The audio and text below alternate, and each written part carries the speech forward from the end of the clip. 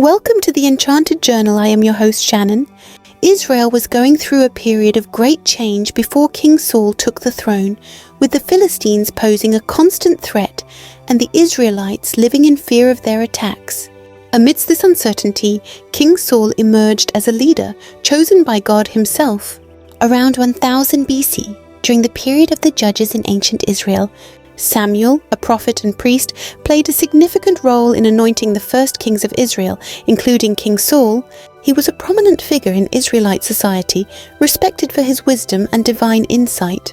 As for King Saul, he was the first king of Israel, chosen by God and anointed by Samuel himself.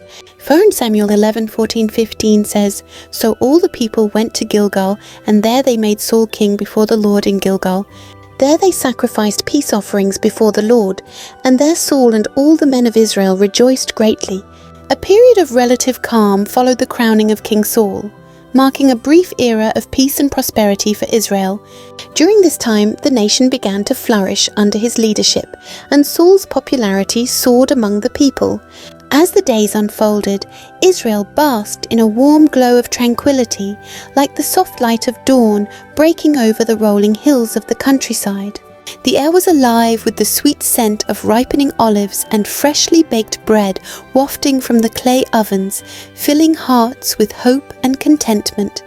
About 7 years passed since King Saul's coronation, and during that time, Israel enjoyed a peaceful coexistence with neighboring nations. However, the seeds of discord were sown, and tensions began to simmer beneath the surface. The Philistines, who had long been a thorn in Israel's side, grew restless once more, their military might and strategic alliances posing a formidable threat to Israel's fragile peace. Samuel was a man of great integrity, wisdom, and spiritual insight.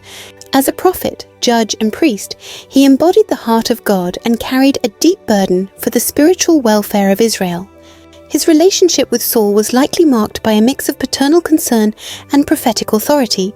Samuel was already an older man when Saul rose to power, having served as a prophet and judge over Israel for many years. His age and experience granted him a unique perspective on Saul's reign, allowing him to offer wise counsel and guidance whenever needed. This mentorship was likely invaluable to the young King Saul, who was still finding his footing as a leader.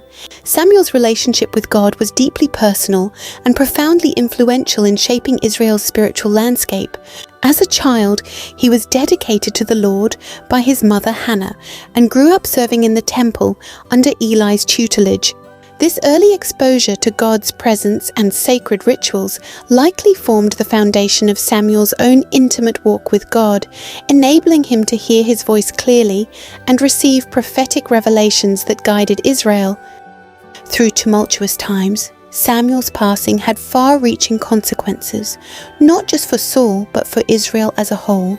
Without Samuel's prophetic voice and guidance, Israel's spiritual compass began to waver, setting the stage for a period of turmoil and upheaval under Saul's leadership. During Saul's early leadership, he led with humility and promise. However, pride and insecurity were key flaws in King Saul's character, which ultimately drove him further away from God and hindered his ability to receive clear guidance and communication from him. Samuel's passing marked a significant turning point in Saul's life, leaving him without his trusted mentor and spiritual guide. At this time, Saul was likely around 40 years old, having reigned for approximately 7 to 8 years. Samuel's death created a void that Saul attempted to fill with other sources of guidance, setting the stage for a downward spiral in their relationship with God. With war beating on the doors of Israel, desperate and misled. In a state of despair, King Saul sought answers from anywhere, anyone who might offer a solution to the impending crisis, even if it meant consulting forbidden sources or obtaining forbidden knowledge, further straying from the path of righteousness and the guidance of the Lord. With war looming on the horizon, King Saul's desperation grew, clouding his judgment and leading him down a treacherous path. He became increasingly isolated, surrounded by advisors who feared to speak truth to power, and a people who looked to him for salvation, unaware of the spiritual storm brewing beneath the surface.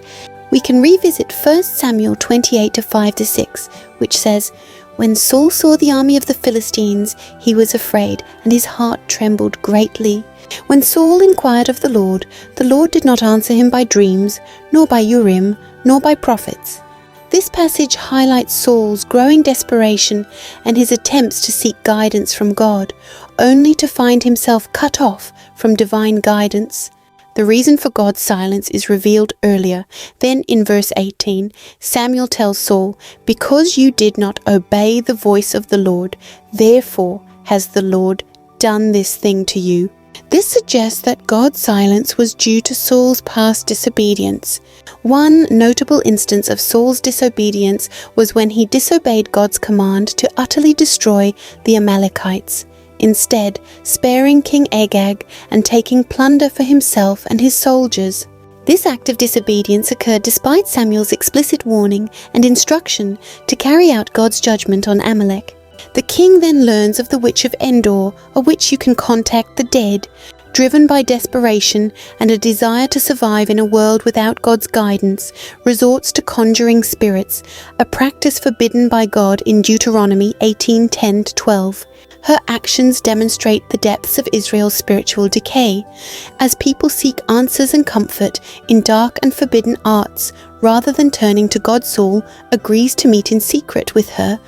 The witch, aware of Saul's disguise, yet sensing his troubled spirit, agrees to conjure the spirit of Samuel, hoping to gain some advantage or insight from the encounter. Little does she know, however, that her actions will set in motion a chain of events that will seal Saul's fate forever. We can look at 1 Samuel 28:13, which says, "The king said to her, 'Do not be afraid. What do you see?' And the woman said to Saul, 'I see a divine being coming up out of the ground.'" She unwittingly revealed the reality that even the forces of darkness acknowledge the presence of the divine, while Saul himself had lost sight of God's sovereignty over all things. For Samuel 28:14 says, "He said to her, 'What is his appearance?' And she said, 'An old man is coming up, and he is covered with a robe.' And Saul knew that it was Samuel, and he bowed with his face to the ground and paid homage. The apparition of Samuel then spoke to Saul, saying, 'Why have you disturbed me by bringing me up?'" For 1 Samuel 28:15. These words would prove to be a harbinger of doom for Saul, as Samuel's prophecy would reveal the dire fate awaiting Israel under Saul's leadership. Samuel's words continued to pierce Saul's soul, proclaiming that God had torn the kingdom away from him and given it to David, 1 Samuel 28:17-18. A devastating revelation. The weight of Samuel's prophecy crushed Saul's spirit, leaving him limp and helpless, unable to muster the strength to respond or resist the darkness closing in around him. Samuel's final words still echoed in Saul's mind, foretelling his impending demise and the rise of David to the throne, as Saul's eyes slowly dimmed, losing the light that had long guided him. The next scenes unfolded like a dark tapestry, woven from threads of Saul's own failed choices, each strand reinforcing the prophecy that would ultimately snuff out his reign and usher in a new era under David's leadership. The aftermath of Samuel's words found Saul in a state of spiritual numbness, his inner world shattered by the weight of God's judgment. As the darkness gathered around him, threatening to consume what remained of his fractured kingdom, the once mighty King Saul, now broken and humbled, lay before the witch, a shadow of his former self, unable to escape the crushing weight of his own failures and the certainty of his doom. As the shadows deepened around him, Saul's thoughts turned to the armies of the Philistines gathering against him, their triumphant cry echoing in his mind, a chilling reminder that his fall was imminent and irreversible. The weight of his impending defeat bore down upon Saul, his mind consumed by the certainty of destruction as the Philistine armies closed in for the kill, their victory seeming almost inevitable. The Gilboa Mountains loomed ahead, a rugged backdrop for the final confrontation between the armies of Israel and the Philistines, as Saul steeled himself for the battle that would decide his fate, simply said that Saul's fate was sealed. On the mountainside, by his own sword, his legacy forever marked by the choices he made, As we reflect on King Saul's life, it's clear that his story serves as a powerful reminder of the importance of staying connected to God and following his guidance, rather than relying on our own strength and wisdom. By examining Saul's mistakes and shortcomings, we can gain valuable insights into what it means to live a life that honors God. One key takeaway from King Saul's story is the danger of pride and insecurity. When Saul started to focus on himself and his own abilities, rather than trusting in God, he began to make decisions that ultimately led to his downfall. Another important lesson from Saul's story is the importance of seeking guidance from God rather than relying on external sources or our own understanding. When Saul turned to mediums and witches for answers, he was trying to fill a void left by his own disconnection from God. Finally, and most importantly, King Saul's story serves as a reminder that our choices have consequences, and that God's mercy and forgiveness are always available to us, even in our darkest moments. This is a powerful lesson for us all, and one that we can carry with us long after we finish reading Saul's story. The great news about Jesus: there is always forgiveness if you seek it. God bless. Thanks for joining me on this journey through the Enchanted Journal. Don't forget to like, comment, and subscribe for more mystical explorations, and to push this content out to more people. Take care of yourself and see you next time.